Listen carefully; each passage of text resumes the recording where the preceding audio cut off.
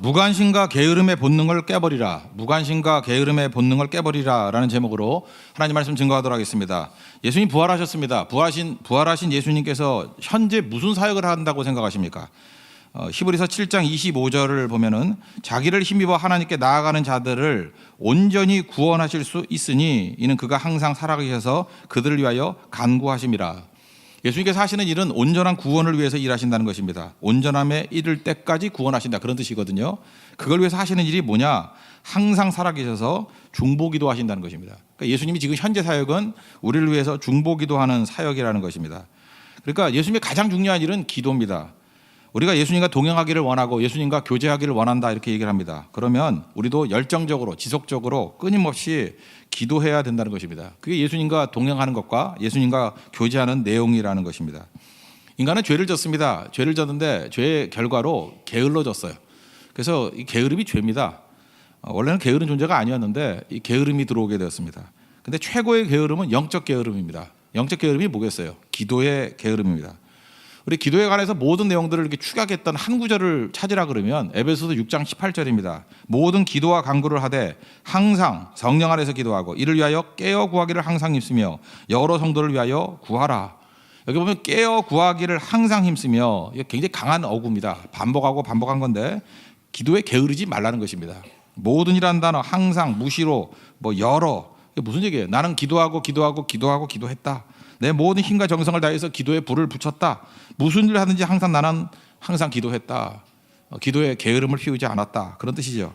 그러니까 인간의 본능이 뭐냐? 무감각과 굳어짐이 본능입니다. 게으름이 본능이라는 거예요. 그러니까 이 게으른 본능을 깨버리고 하나님 앞에 나아가는 기도가 있을 때 비로소 승리가 있다는 것입니다. 그래서 여러분들, 기도가 쉬운 게 아닙니다. 기도는 놔두면 절대 할 리가 없어요. 인간의 죄성으로 인해서 영적 게으름이 있기 때문에 그렇습니다. 그래서 기도는 힘써 해야 되는 거예요. 항상 해야 되는 거고 깨어서 기도해야 된다는 것입니다. 그러면 이렇게 게으름의 본능을 깨버리고 우리 본성을 깨버리고 기도하면 어떤 일이 벌어지느냐? 크게 보면 가장 중요한 두 가지 또 강조하고 싶습니다. 첫째는 부족함이 있잖아요. 우리 인간에게는 부족함을 해결하게 된다는 것입니다. 하나님께서 우리에게 공급해 주시기 위한 방법으로 기도를 주셨거든요. 기도는 곧 공급입니다. 그러니까 기도가 없다라는 얘기는 부족함이 있다는 얘기고, 기도가 없다라는 얘기는 공급이 없으니까 맨날 가난하고 맨날 그 무력감에 빠져 있을 수밖에 없다는 것입니다. 하나님께서 우리에게 힘을 주시는 공급 방법이 뭐냐? 기도를 통해서입니다. 그러니까 지금도 그래요. 기도가 없다는 얘기는 여러분들 절대로 공급이 있을 리가 없어요. 그러니까 메마르게 돼 있고 무력하게 돼 있다라는 것입니다. 기도가 없다, 이건 뭐예요? 공급이 없다, 아무런 힘이 없다, 그런 뜻입니다. 우리 4장 2절 하반절을 보니까 너희가 얻지 못하면 구하지 아니하기 때문이요. 여기 명확히 설명하고 있지 않습니까? 우리의 모든 부족함의 원인이 어디에 있느냐? 기도하지 않음에 있다라는 것입니다. 한번 스스로 한번 점검해 보십시오. 내 삶이 이렇게 지지부진해요. 이렇게 전진이 없습니다. 기도가 없기 때문에 그렇습니다. 또 저 같은 목회자도 그렇고 우리 일들 하지 않습니까? 엄청나게 수고해요. 힘쓰고 애쓰고 잠도 못 자고. 그런데 열매가 없어요. 쓸데없이 삽질한 거예요. 기도가 없기 때문에 그래요. 기도 없으면 절대 열매 없습니다. 주일학교 교사들 있지 않습니까? 아침부터 열심히 나와가지고 뛰고 그러잖아요. 근데 회심자가 없어요. 예수 믿고 돌아오는 애들이 없어요. 기도가 없기 때문에 그렇습니다. 구하지 않기 때문에 그렇다는 것입니다. 또 이렇게 선한 일을 한다고 갈등이 없는 게 아니거든요. 갈등이 있습니다. 남전도회, 여전도회, 어떤 부서 이렇게 맨날 갈등이 있어요. 근데 갈등이 있는데 해결이 안 되는 거예요. 이유가 뭔지 아십니까? 기도가 없기 때문에 그래요. 기도 없는 곳에는 밤낮 분쟁입니다. 밤낮 분쟁. 사도행전 6장에 보면은 거기에 구제 문제 때문에, 매일 구제 문제 때문에 갈등이 벌어졌죠. 히브리파, 헬라파, 과부들이 갈등이 벌어졌습니다. 서로 원망하고 그랬습니다. 그때 사도들이 내린 결정이 뭐예요? 우리가 하나님 말씀 제쳐놓고 이렇게 접대하는 일, 이런 일에 일삼는 것이 마땅치 아니하다. 그리고 4절에 결심하죠. 오로지 기도하는 일과 말씀 사역에 힘쓰리라. 옛날 같으면 전무하리라. 그러니까 기도하는 일에 전무하리라, 말씀 사역에 전무하리라. 그랬더니 오히려 이 전화위복이 돼서 교회가 하나가 되고 7명의 집사를 세우게 되고 더 부흥하게 되더라는 것입니다. 무슨 뜻이에요? 기도 없으면 아무것도 아니라는 것입니다. 힘쓰고 애쓴다 할지라도 기도 없으면 절대 열매 없고 갈등 해소 안 됩니다. 내가 기도는 하지 않는데 잠깐 일꾼이 되고 싶다 그러면 여러분, 교회 암적 존재입니다. 반드시 갈등 일으키게 돼 있어요. 문제 일으키게 돼 있다는 거예요. 기도 없으면 갈등 해소가 절대로 안 된다는 것입니다. 이 주일학교 교사들 많이 계시지 않습니까? 아이들이 변화되지 않습니다. 근데 요즘만 변화 안 되는 게 아니에요. 맨날 핑계 대지 마십시오. 옛날엔 변화된지 알아요? 우리 때도 사춘기 아이들이 힘들었고요. 초등학교 아이들 쉽지 않았어요. 누가 변화가 됩니까? 인간 자체가 변화가 힘든데 그때야 뭐 질풍노도의 시기인데 더 힘들죠. 뭐 업앤다운이 얼마나 심하겠습니까? 변화되지 않습니다. 근데 변화시킬 수 있는 사람이 딱 하나 있어요. 기도하는 사역자와 기도하는 교사들은 변화시킵니다. 제가 지금부터 신기해요. 제가 고등학교 때, 뭐 중학교 때 이럴 때 이제 수련회를 가지 않습니까? 가면은 뭐 우리 그런 얘기했어요. 갈 때마다 깨지는 거예요. 그래서 이러잖아요. 수련회 갈 때마다 어떤 강사가 오든지 다 깨져버려요. 한 3박 4일 정도 지나면 완전 사람이 뒤집혀서 와요. 물론 3, 4일 안 갑니다. 그래서 우리끼리도 그랬어요. 수련회 은혜는 3일에서 끝난다고. 그런데 3, 4일 안 가든 간에 어쨌든 간에 하여튼 3박 4일 집어넣으면 그 순간인지 모르지만 하여튼 다 뒤집혔어요. 적어도 6개월 주기로 한 번씩은 이렇게 뒤집히는 일들이 벌어졌거든요. 거기서 사람들이 세이 먹고 올라갔는데 곰곰이 생각해 보니까 그때 왔던 강사들이 누구냐 하면 지금 신학교 1학년 들어간 사람, 2학년 들어간 사람, 교육전사님들이에요. 그러니까 우리가 볼 때 그냥 아직도 그 경험도 없고 미숙하고 그런 사람들이 와서 말씀을 증거했는데도 뒤집히는 거예요. 좋은 전통이 있었습니다. 그게 말씀 증거하고 다 기도했거든요. 그때는 뭐 보통 기도가 4시간, 5시간 뭐 이 정도 기도했거든요. 그러니까 기도하니까 열매가 있잖아요. 지금 뭐 기라상 같은 사람들, 뭐 유학 갔다 왔다는 사람들, 뭐 뛰어난 사람들 많이 있다 그러는데 이거 뭐 벽에다 대고 공치는 것 같이 아무 일도 벌어지지 않습니다. 이유가 뭐예요? 기도가 없기 때문에 그렇습니다. 우리 내년도에 많은 사역자들도 모셔와야 되는데 여러분 우리 같이 기도해야 됩니다. 뭘 기도해야 되느냐? 기도하는 사역자를 보내주십시오. 이유는 딱 아무것도 없어요. 기도하는 사역자가 오면 무조건 다 변화됩니다. 어디든 변화가 되게 돼 있다는 거예요. 이게 사실 우리에게도 하는 얘기인데 기도하면 변화된다는 거예요. 기도하는 사역자, 기도하는 교사. 그러니까 제1순위가 뭐냐? 기도가 있느냐 없느냐. 여러분 지금 이제 각 부서에 여러 회장들 세우지 않습니까? 뭐 볼 것도 없어요. 기도하는 사람 세우면 변화됩니다. 기도 없이 그저 이렇게 밥 먹는데만 돌아다니고 이러면은 그 절대 힘 없어요. 그러니까 기도할 때 모든 능력이 나타나기 시작한다는 것입니다. 영혼 하나하나를 놓고 기도로 눈물로 적시는 선생님, 사람 변화시키죠. 그런 사람이 또 불을 붙인다는 거예요. 기도하면 왜 그런 일이 벌어지냐면 온전히 하나님만 의지하기 때문에 위로부터의 능력이 입히우게 돼 있습니다. 누가복음 24장 49절 보니까 예수님 그러잖아요. 여기 머무르라고. 약속하신 성령 줄 때까지 머무르라고. 위로부터 능력이 입히울 때까지 머무르라고. 그러니까 위로부터의 능력이 분명히 있는 거잖아요. 위로부터의 능력 누구에게 임합니까? 기도하는 사람에게 임한다는 거예요. 기도 없는 사람은 볼 것도 없습니다. 허대만 멀쩡한 거예요. 무능한 사람입니다. 아무것도 못해요. 그냥 버벅대다 끝나는 인생이 될 수밖에 없다는 것입니다. 근데 기도하면요, 자기 자신도 위로부터의 능력을 입힐 뿐만 아니라 다른 사람의 가능성을 뽑아내고 뛰게 만든다는 것입니다. 영화들을 많이 보지만 이렇게 기억에 남는 영화는 그리 많지 않잖아요. 그중에 계속해서 기억에 남는 영화 뭐 10편 중에 하나를 고른다 그러면 포레스트 검프라는 영화입니다. 뭐 다 아실 거예요. 톰 행크스 주연인데 어떤 사람입니까? 지적 장애인이고 신체 장애인이고 저는 그 포레스트 검프를 보면서 그게 우리 인간의 죄된 모습이다. 이렇게 묶여 있고 그 의족인데 의족도 쇠로 돼가지고 무슨 뭐 로봇 같은 그 의족 아니에요? 어쩌면 그렇게 만든지 모르겠어요. 그죠? 아니 로봇이에요, 로봇. 그래서 못 걷는 존재입니다. 그러니까 외톨이죠. 왕따 당하고. 그러니까 자기 자신도 무능한데 관계도 다 깨져버리고 외롭고 무능하고 아무것도 아닌 사람이에요. 근데 한 사람 정말 보혜사 같은 친구가 하나 나타나죠. 제니라고. 참 제니가 참 좋은 것 같아요. 우리 말레이시아에서도 우리 돕는 교장 선생님이 제니인데 제니는 언제나 좋은 것 같아요. 제니. 제니라는 여자애가 도와주기 시작해요. 그러다 보니까 이제 의지할 건 거 하나잖아요. 제니의 말이라 그러면 뭐든지 다 듣는 거예요. 그렇게 초등학교부터 자라다가 그 아마 영화 보면 한 고등학교쯤 되는 것 같아요. 그 동네 깡패들, 불량배들이 트럭을 몰고 오면서 막 이렇게 치려고 그러죠. 막 쫓아오고. 그러니까 위협하는 거죠. 장난치는 거죠. 제대로 못 걸으니까 트럭을 몰면서 막 부딪히게 만들려고 하는 거. 그러니까 애가 이게 뭐 진짜 죽이진 않겠지만 얼마나 공포에 떨고 있겠습니까? 그 보리수 밑에서 책 보고 있던 제니가 소리치죠. Run, Forest. 뛰어, 달려, Forest. 그때 달리거든요. 달리는데 그 속에 이 포레스트 검프의 속에 숨겨져 있는 그 가능성이 막 나오잖아요. 뛰는 순간에 그 의족, 쇠로 된 의족이 하나씩 벗겨지면서 떨어져 나가는데 저는 그게 사도행전 3장에 나오는 그 안진뱅이가 일어난 것과 똑같이 보이더라고요. 안진뱅이잖아요. 일어서라 그러는데 일어설 정도가 아니에요. 뛰어서서 걸으면서 뛰었대요. 안진뱅이가 뛰었대요. 일어서는 것도 힘든데 일어서고 걷고 뛰었대요. 그런 능력이 나타나잖아요. 불가능한 일이거든요. 이거 분석하면 될 일이 아니에요. 한편서 마른 사람이 있습니다. 그러면 신경이 돌아오게 만든다면 펴라 그래야 되는데 예수님이 그냥 펴라 그랬어요. 그죠? 달려 포레스트하고 똑같죠. 런 포레스트하고 똑같죠. 손을 펴라. 힘줬더니 펴졌다고요. 이게 기도의 능력이에요. 우리 가운데 이런 교사가, 이런 능력의 사역자들이 나와야 된다는 것입니다. 우리 다 모든 사람들이 다 포레스트 검프 같은 사람 아니에요? 무능하다 그러고 뛰지 못하고 의족에 묶여있는 인생인데 그걸 풀어줘야죠. 풀어주니까 나중에 어떤 일이 벌어져요? 그 대학교 들어가서 뭐 미식축구 하니까 그냥 들고 뛰기만 하니까 맨날 터치다운하고, 베트남 전쟁에 가서도 그 다친 사람 부상병들 그냥 들고 뛰잖아요. 그죠? 그래서 무거운 운장 받고. 그러니까 기도가 그런 거예요. 의족을 깨버리고 그죠? 이렇게 뛰는 인생 만드는 능력이 임하게 된다는 것입니다.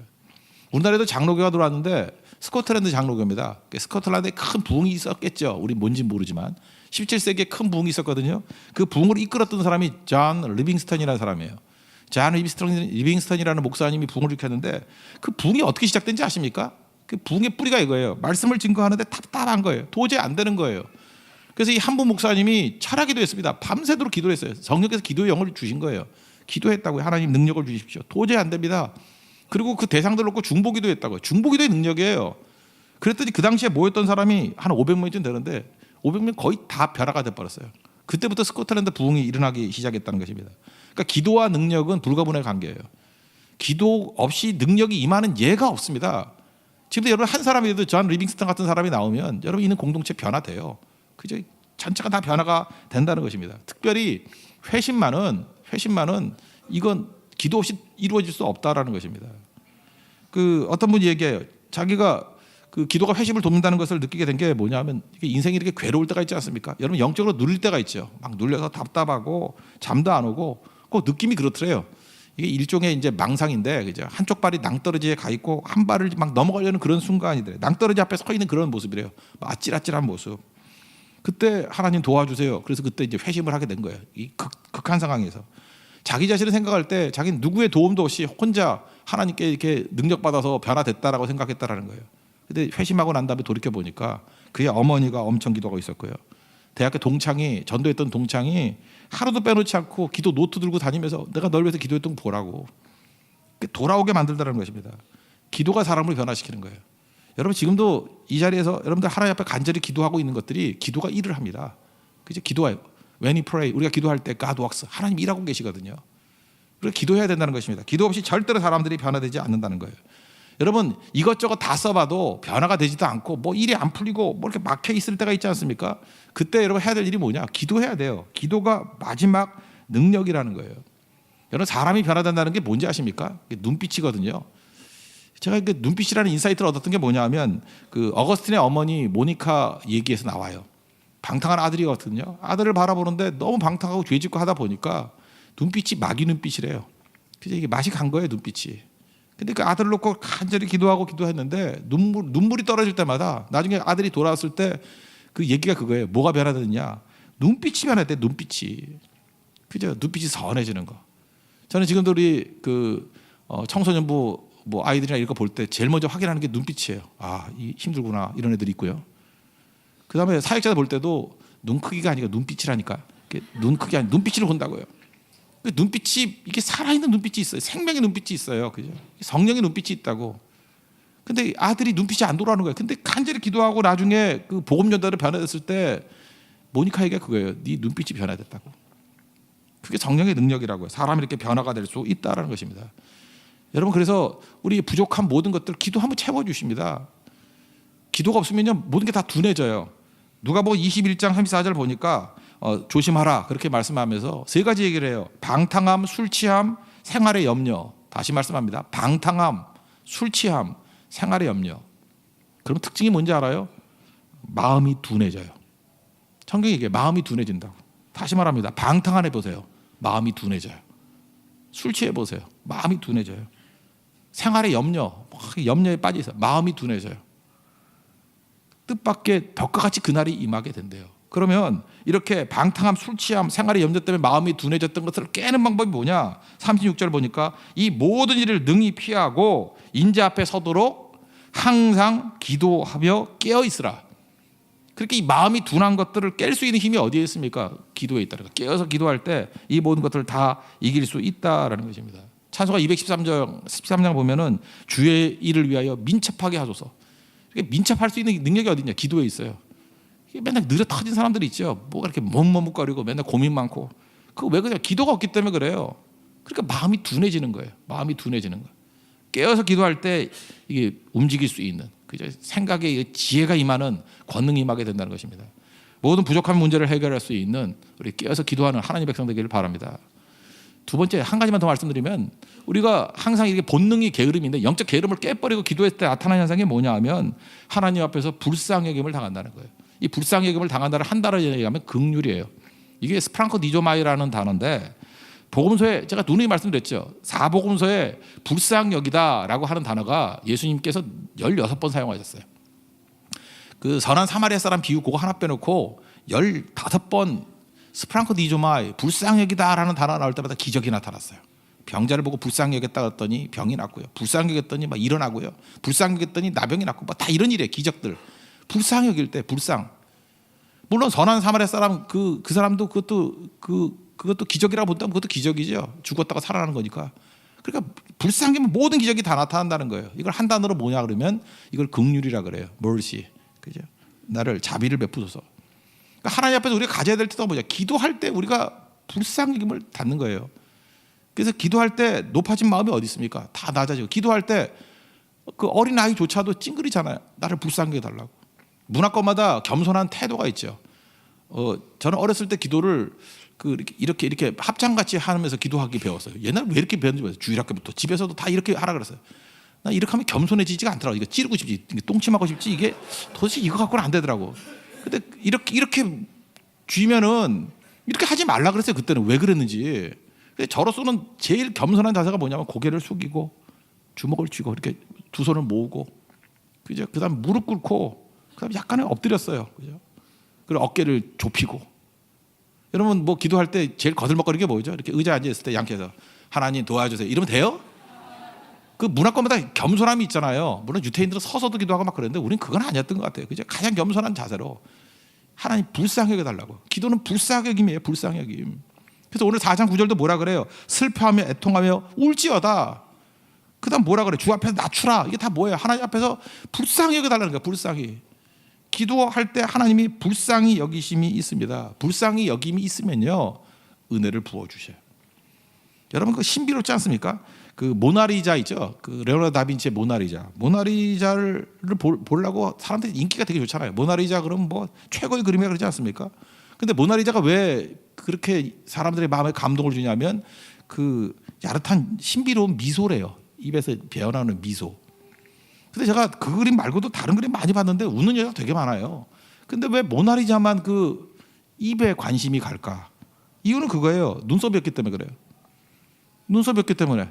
뭐 처음부터 눈썹이 없었는지 뭐 이렇게 증발돼가지고 날아갔는지 모르지만 모나리자 눈썹이 없잖아요. 여기 여자분들 보면은 화장을 할 때 눈썹 없이 화장하는 거 있어요? 오늘 한번 눈썹 다 밀고 민자로 한번 와보실래요? 여자의 눈썹이 되게 중요한 거예요. 눈썹을 어떻게 다루냐에 따라서 그래서 눈썹을 보고 눈을 보는 거예요. 근데 모나리자는 부족함이거든요. 이건 진짜 부족함이에요. 눈썹이 밀어서 없어져 버린 거예요. 그래서 비로소 사람들이 그 여자에게서 눈을 안 보고 어디 볼 데 없나 그러다 보니까 코는 아니고 뭐 안 예쁘잖아. 입이 보인 거예요. 그래서 저 미소구나. 저게 감동을 주는구나. 저런 게 있구나. 그런 거예요. 인생이. 하나님 앞에서 우리가 완벽하다고 다 되는 게 아니라 이게 부족함이 있거든요. 연약함이 있거든요. 눈썹 없거든요. 여자에게 제일 중요한 게 눈썹이잖아요. 눈썹. 여자들 뭐 딴 거 못해도 눈썹 솔질하고 입술에는 뭐 빨간 거 바르고 나오잖아요. 그게 되게 중요한 건데 그 부족함 그대로 있는 부분에서 사람들이 매력을 느끼는 거라고요. 기도가 그런 거예요. 하나님 나를 불쌍히 여겨 주십시오. 난 눈썹도 없습니다. 저는 뭐 머리칼도 없습니다. 아무것도 없습니다. 여러분들 우리 없는 것들 아니에요? 그래서 불쌍히 여겨 달라고 나오면 그때의 최고의 은혜가 임한다는 거예요. 그래서 기도 없는 거는 불쌍히 달라는 마음이 없는 거예요. 기도가 겸손함이거든요. 하나님 나는 아무것도 없습니다. 주님께 돕지 않으시면 갈 곳이 없습니다. 그러니까 기도하는 거죠. 오늘 성경부 내용이 창세기 38장 아니에요? 거기 중요한 게 유다 얘기잖아요. 유다가 집 나와가지고 이방 결혼하고 죄란 죄는 다 지으면서 자기 며느리 다말이 어디 나가가지고 그 뭐 임신해서 돌아왔다 그런 소리를 듣지 않습니까? 지도 뭐 창녀하고 이렇게 지냈으면서 거기서 이렇게 얘기하잖아요. 그 소문 듣고 당신 며느리가 범죄 저질러가지고 어디 가서 임신하고 돌아왔습니다. 그랬더니 그를 끌어내어 불사르라, 죽여버리라 그런 거죠. 죽여버리라. 그랬더니 그 며느리가 그 증거를 대죠. 나를 임신시킨 사람의 물건입니다. 도장, 끈, 지팡이 보여준다. 그게 누구예요? 그 시아버지 유다라고. 유다가 창년지 알고 창기인지 알고 잠자리 갔더니 며느리였어요. 그러면 이걸 은폐시키려고 하면 어떻게 하면 돼요? 그 시아버지잖아 이렇게 얘기 안 하고 이거 주인입니다 라고 다짜가 끝나기 전에 입 닥쳐 그러고 불에 집어넣어 버렸으면 그렇잖아요. 그죠? 순식간에 할 수 있잖아요. 그죠? 입 닥쳐. 몽둥이 입을 때리든지 해가지고 불에 집어넣어 버리면은 완전 범죄가 되잖아요. 근데 유다는 그러지 않았어요. 유다의 위대한 고백에 이 고백이 필요하다고요. 그는 나보다 옳도다. 내가 죄인이라는 거예요. 그는 나보다 옳도다. She is more righteous than I. 그는 나보다 옳도다. 이게 유다를 살린 거예요. 터닝 포인트예요. 이제까지 며느리의 죄가 보였거든요. 정죄 의식이 있었는데 이제는 속죄 의식이에요. 나를 보는 거예요. 하나님 나를 불쌍히 여겨주세요. 그거죠. 저렇게 더럽다 그러는 저 며느리보다 내가 몇십 배, 몇백 배가 더 더럽습니다. 그가 훨씬 의롭어요. 의롭지 않은 여인에게 의롭다 그러잖아요. 나는 죄인이다 그런 뜻이거든요. 세상에서 제일 큰 고백이 그거예요. I'm a sinner. 나는 죄인입니다. mercy me. 불쌍히 여겨주십시오. 그죠? 자비를 베푸소서. 불쌍히 여겨주세요. 그거예요. 세리도 그런 기도 있잖아요. 나는 죄인입니다. 나를 불쌍히 여겨주세요. 베드로도 진짜 깨달으니까 그러잖아요. 주님 나는 죄인입니다. 나를 떠나소서. 그게 불쌍히 여겨달라는 얘기 아니에요? 다윗도 그랬죠. 다윗도 나단 선지자가 와가지고 비유를 하잖아요. 뭐 부자가 있는데 100마리나 있는데 한 마리는 가난한 거 뺏어가지고 잡아먹었다고 손님 왔다고. 그랬더니 다윗이 뭐라고 얘기를 합니까? 그죠? 내가 여호와의 살아계심을 두고 맹세하니 그럼 죽여버린다고. 당신이 바로 그 사람이라고. 그때 어디 무엄하로다 이따위 소리 하고 그것도 나단 또 때려 죽이시죠. 왕이니까. 근데 아니잖아요. 꼬꾸라지잖아요. 제가 죄인입니다. I'm a sinner. mercy me. 거기서 다윗이 다시 일어나게 되죠. 우리 인생도 마찬가지. 기도는 그겁니다. 불쌍히 여겨주세요. 그거 하나만 붙들면 돼요. 불쌍히 여겨주세요. 여러분 내가 어려움 당했다고 다 쓰임받는 거 아니에요. 우리는 wounded healer라는 말을 쓰죠. 상처 입은 치유자. 근데 실제로요. 이렇게 회개가 없고 기도가 없으면요. wounded killer 돼요. 여러분 옛날에 그 상처 입었던 뭐 나는 뭐 깜빵에 가서 뭐 막 나왔어 이러면서 막 버스에서 뭐 옛날에 물건 놔주고 사라 그러는 사람이 있었는데 껌 하나 주면서 5,000원이라 나한테. 그래서 안 사요 그랬더니 막 째려보고 막 그러더라고. 그죠? 괜히 그런 사람들 그건 뭐예요? 운디드 킬러죠. 안 그래요? 뭐 다리 하나 이렇게 잘 못 쓰는 분들 와가지고 그죠? 이게 뭐 막대기 후들어가면서 그 운디드 킬러죠. 근데 상처 입은 것이 다른 사람에게 도움이 되고 힘이 될 수 있는 건 기도가 있어야 돼요. 그 운디드 힐러가 된다고. 우리 교회 안에도 마찬가지예요. 상처 입으면 이게 유익이 되잖아요. 상처를 주님 앞에 들고 나가서 기도하는 백성이 됐을 때 또 다른 사람을 위로하고 세워줄 수 있는 운디드 힐러가 되는데 교회 상처는 많아요. 근데 기도가 없으니까 다 운디드 킬러 만드는 거예요. 우리 교회 이름 바꿀까요? 킬러스 철치로? 살인 킬러의 교회로? 기도 없으면 그런 교회 된다고. 그래서 전부 다 과거의 경험들, 상처들 뭐 이런 모든 걸 다 들고 나와서 서로 죽이려고 그래요. 기도가 없으면. 그러니까 서로 불쌍히 여김이 없는 거예요. 내가 하나님 앞에 불쌍히 여김을 당해야 다른 사람을 또 불쌍히 여길 수 있다라는 것입니다. 여러분 이렇게 하나님 앞에서 불쌍히 여김을 당하면 하나님께 은혜를 부어주셔서 회복이 돼요. 그러면 기쁨이 충만하게 됩니다.